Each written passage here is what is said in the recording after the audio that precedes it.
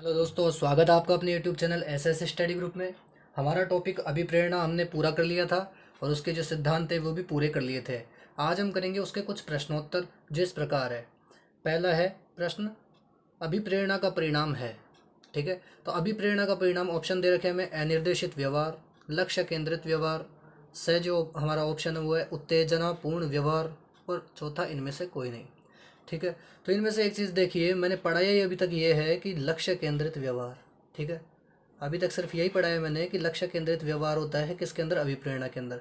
इसका जो मेन लक्ष्य क्या होता है कि भाई अगर आपको मोटिवेशन चाहिए, ठीक है, लक्ष्य केंद्रित व्यवहार होगा मोटिवेशन के अंदर। बस इतनी सी बात पहले भी बताई थी परिभाषाओं में और विशेषताओं में। तो दोस्तों ये था हमारा पहला प्रश्न। ठीक है, इसमें कुछ समझाने की आवश्यकता है नहीं इतनी। जो पिछले वाले वीडियोज़ है उनके अंदर मैंने डिटेल में बता रखा है, तो अगर कोई दोस्त नया जुड़ा हो तो वो जाकर उसे पहले वाले वीडियोज़ को देख सकता है। तो देखिए हमारा सेकंड क्वेश्चन, प्रेरणा सीखने के लिए सर्वोत्कृष्ट राजमार्ग है, कथन है।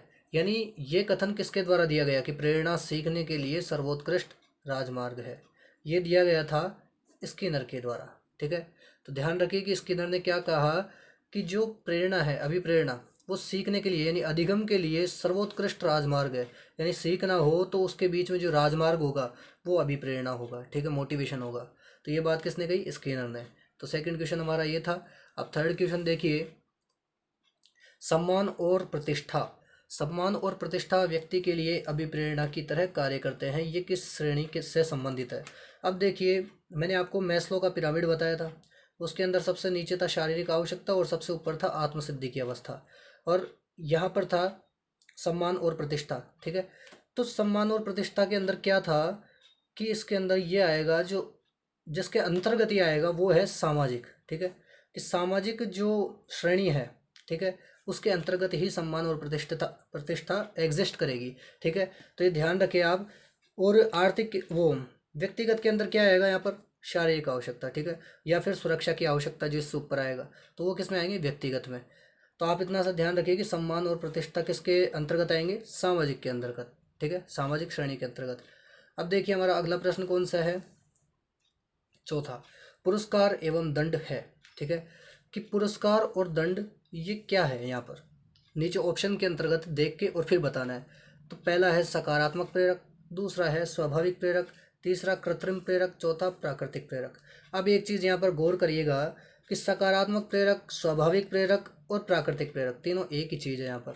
ठीक है, तीनों के नाम मैंने आपको पहले भी बताए थे, हिंदी के अंदर तीनों के नाम मैंने आपको बता चुके हैं पहले के वीडियोज़ के अंदर, कि सकारात्मक प्रेरक और स्वाभाविक प्रेरक और प्राकृतिक प्रेरक, या क्या कहते हैं उसको कि भाई अंतर ज्ञान कहते हैं जिसको, या फिर स्वयं का ज्ञान, तो उसको कहते हैं सकारात्मक प्रेरक। कि व्यक्ति खुद से कार्य करे, उसके अंतर्गत अपने आप मन के अंदर कार्य करने की इच्छा जागृत हो। और कृत्रिम प्रेरक क्या होगा कि व्यक्ति को बाहर से, ठीक है, बाहर से प्रेरणा मिले। जैसे माता पिता किसी व्यक्ति को, किसी बालक को माता पिता, ठीक है, प्रेरित करते हैं, या फिर कोई अध्यापक प्रेरित करता है कि पढ़ा करो वगैरह, ये सब बताता है किसी को। ठीक है, तो ये क्या है, कृत्रिम प्रेरक। ठीक है, और सकारात्मक प्रेरक क्या होते हैं, प्राकृतिक प्रेरक, सकारात्मक, स्वाभाविक प्रेरक ये होते हैं जो व्यक्ति के अंदर अपने आप से उत्पन्न हो। ठीक है, और उसके अंतर्गत अपने आप अंतर्ज्ञान से वह प्रेरित हो। ठीक है, तो इतनी सी बात आप ध्यान रखें, ये दो प्रेरक होते हैं, सकारात्मक और प्राकृतिक।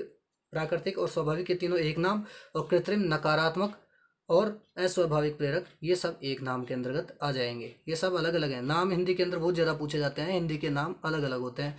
अब देखिए पांचवा जो हमारा प्रश्न है वो इस प्रकार है, अभिप्रेरणा के संदर्भ में प्यास है। ठीक है, प्यास।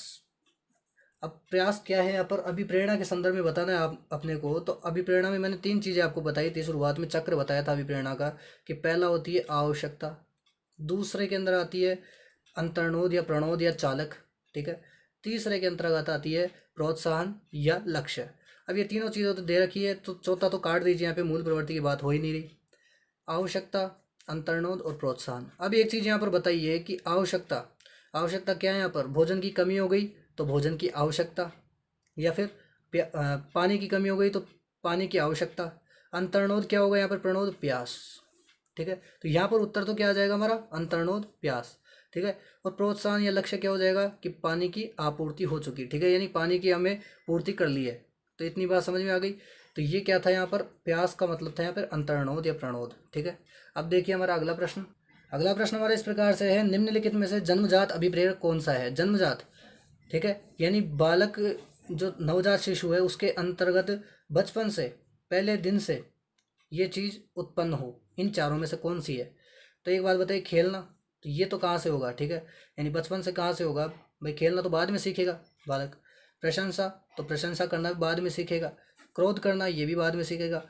निद्रा, ये जन्मजात होती है, यानी बच्चा बचपन से ही निद्रा, ये इसकी आवश्यकता की पूर्ति करेगा निद्रा की, ठीक है। तो इतना ध्यान रखिए, यह भी प्रेरक जन्मजात होता है, निद्रा। अब देखिए हमारा जो अगला प्रश्न है वो है 7वां प्रश्न, अभिप्रेरणा का मांग सिद्धांत किसने प्रस्तुत किया? अभिप्रेरणा का मांग सिद्धांत किसके द्वारा प्रस्तुत किया गया था? तो बताइए यहाँ पर, ये था मैस्लो, ठीक है। आवश्यकता का सिद्धांत या मांग का सिद्धांत दोनों कह सकते हैं अपन, ठीक है। आवश्यकता, ठीक है, आवश्यकता का सिद्धांत या मांग का सिद्धांत मैस्लो द्वारा दिया गया था। अब दोस्तों ये सिद्धांत मैंने शुरुआत के अंदर एक अलग से वीडियो बना रखा है, उसके अंदर बता रखा है कि किस सिद्धांत किस प्रतिपादक के द्वारा दिया गया है, ठीक है। तो वो आप जाकर वहाँ पर देख सकते हैं। वैसे प्रश्न के अंदर आया था इसलिए मैंने यहाँ पर आपको बता दिया है। अब देखिए हमारा नेक्स्ट क्वेश्चन और लास्ट प्रश्न हमारा, कौन सी जैविक आवश्यकता कम जरूरी है? अब भाई जरूरी तो चार, यहाँ पे ऑप्शन में पहले ही बता रखा है कि चारों ही जरूरी है ऑप्शन में, तो लेकिन कौन सी ज्यादा कम जरूरी है, ठीक है, कम जरूरी पूछ रहे हैं यहाँ पे, ये ध्यान रखिए बात का, ठीक है।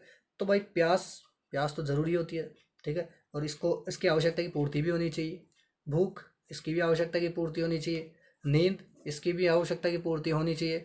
लेकिन काम या यौन एक ऐसी आवश्यकता है, ऐसी जैविक आवश्यकता है जो कम जरूरी होती है, इन चारों के अंदर कम जरूरी है। आवश्यक में तो ये भी आएगा, लेकिन चारों के अंदर से कम जरूरी यही होगा। तो हमारा ऑप्शन नंबर द इसका उत्तर हो जाएगा। तो दोस्तों ये थे कुछ प्रश्न अभिप्रेरणा से संबंधित जो इम्पोर्टेंट है और परीक्षा में आते भी है और इनके पीछे कॉन्सेप्ट भी होते हैं, ठीक है। तो मैंने सबको आपको समझाए हैं।